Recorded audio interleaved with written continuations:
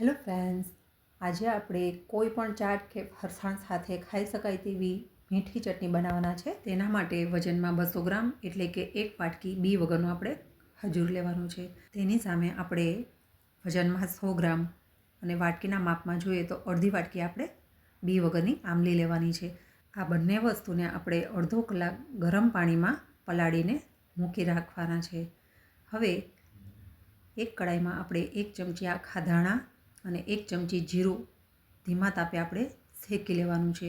આ બંને વસ્તુનો ઉપયોગ ચટણીમાં કરવાથી ચટણીના સ્વાદ અને સુગંધ ખૂબ જ વધી જશે. 1 મિનિટ થાય શેકાઈ જાય એટલે આપણે આ બંને વસ્તુને એકદમ દરદરું આ રીતે વાટી લેવાનું છે.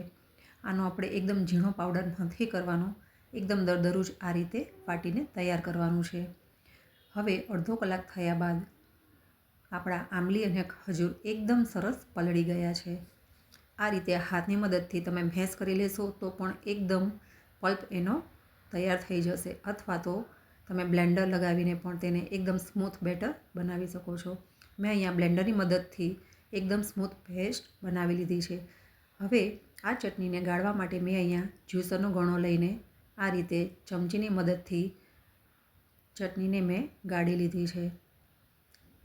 આ રીતે ગરમ પાણીમાં પલાળવાથી પેસ્ટ આપણું એકદમ ઓછું નીકળે છે. તમે જોઈ શકો છો આપણી ચટણી ગળાઈને તૈયાર છે.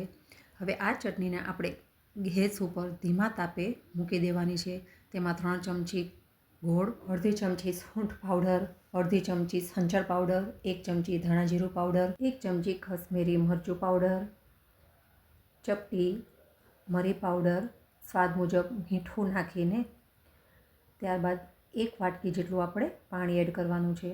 આ ચટણીમાં તમે ચટણીની જેટલી થિકનેસ રાખવા માગતા હોય એ પ્રમાણે આપણે પાણી એડ કરવાનું છે.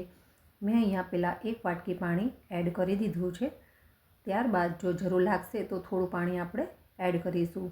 આ ચટણી તમે તમારા સ્વાદ પ્રમાણે પતલી જાડી રાખી શકો છો. અહીંયા મેં ફરી અડધી વાટકી પાણી એડ કર્યું છે.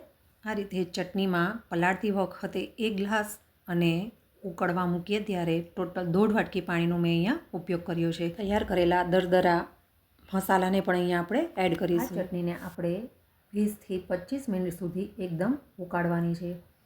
આ રીતે ઉકાળીને તૈયાર કરવાથી ચટણી 2 મહિના સુધી ફ્રીઝમાં મૂકીને 6 મહિના સુધી ફ્રીઝરમાં મૂકીને ખાવા માટે કોઈ પણ ફરસાણ બનાવો ત્યારે કે ચાટ બનાવો ત્યારે આ ચટણી તમે ફટાફટ આ રીતે વહેલા તૈયાર કરી લીધી હશે તો ખાવા માટે ઉપયોગમાં લઈ શકશો.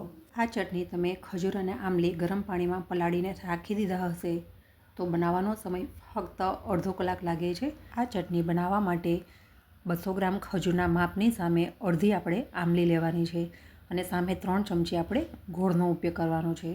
સાથે આપણે શેકેલા આખા ધાણા અને જીરુંના ઉપયોગ કરવાથી આ ચટણીનો સ્વાદ અનેક ગણો વધી જાય છે. તમે આ રીતે ચોક્કસ એકવાર ટ્રાય કરજો.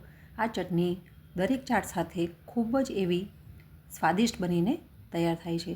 દરેક ચાટ, ફરસાણ, પાણીપુરી સાથે આ ચટણી ખાવાની ખૂબ જ મજા પડે છે. એકવારની મહેનતથી તમે 2 મહિના સુધી ખાવા માટે આ ચટણીનો ઉપયોગ કરી શકો છો. ફરી એક નવી રેસીપી જોવા માટે મારી ચેનલને લાઇક, શેર, સબસ્ક્રાઈબ કરજો. Thank you for watching.